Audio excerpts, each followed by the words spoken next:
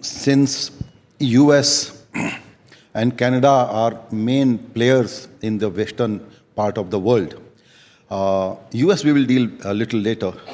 But what about Canada situation? How are we dealing with it? Now, have we contained Yeah, just it? imagine, some time ago you would have said, Canada we will deal with later, let's talk about the US. So now, for some inexplicable reason, you are saying US baad mein baat karenge, chalo Canada ki baat karte. US is not problematic for us. No, that's true, I agree. I agree.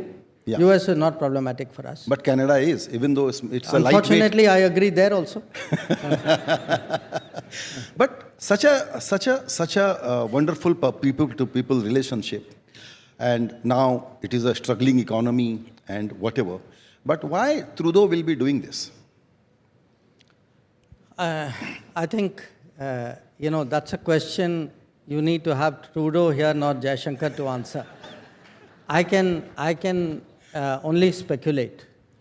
Look, to some extent, I think there is a general Western issue, and to some extent, a very specific Canada issue.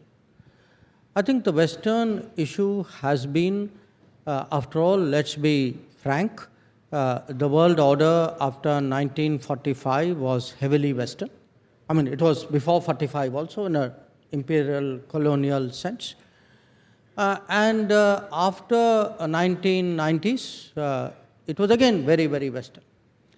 So what has happened, you can say, in the last 20, 25 years, is that there is what you can call a rebalancing, a multipolarity.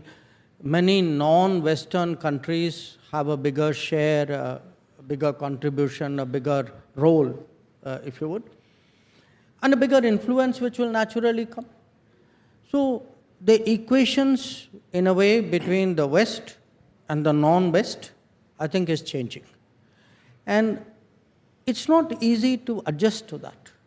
If you've been dominant and you are less dominant, if there was a time when, in the conversation you were looking up and I was looking down, and now the conversation is no longer like that. It takes a little bit of getting used to.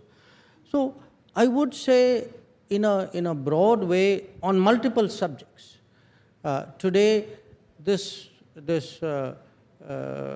when the natural diversity of the world has started to express itself, when many more countries, and particularly many more large countries like India or China, have points of view and positions to take, there will be contestations, there will be frictions, there will be arguments. So it won't be so smooth. That's a larger picture. Where Canada is concerned, I think there are some very specific issues. I think a lot of people know that. You are right. If you look at the people to people, if you look at the business relationship, it's very, very strong. For a lot of people, it is very difficult to imagine that we could reach the state of relations that we have today. So why has this happened? I would say definitely there is some history, for the non-Indians in the room, I should remind you that in the 1980s, Indian Air India plane was blown up flying out of Canada, and in many ways that's a kind of a overhang, because it wasn't just an incident, it was a reflection of something which was going on there. But at a time when many people felt that, look, that's all behind us, I think developments in the politics went in a different direction. And we are seeing to some degree the consequences of that.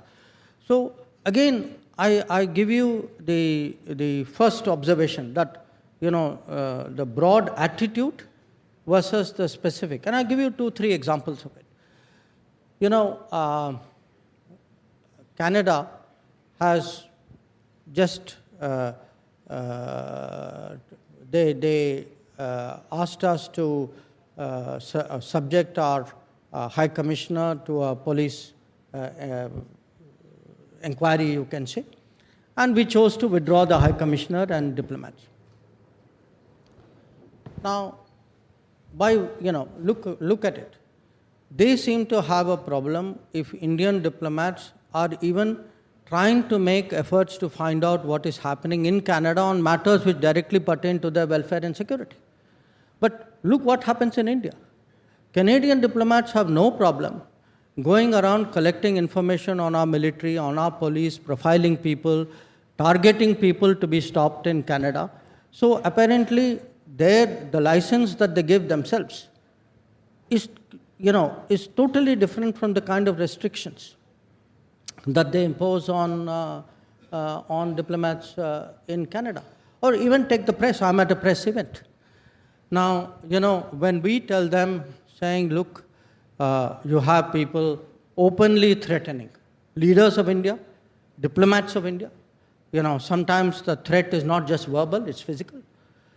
So their answer is freedom of speech. Okay?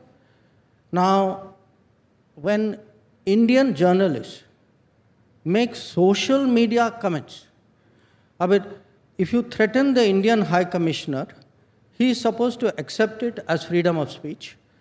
But if an Indian journalist says the Canadian High Commissioner walked out of South Block looking very grumpy, it is apparently foreign interference.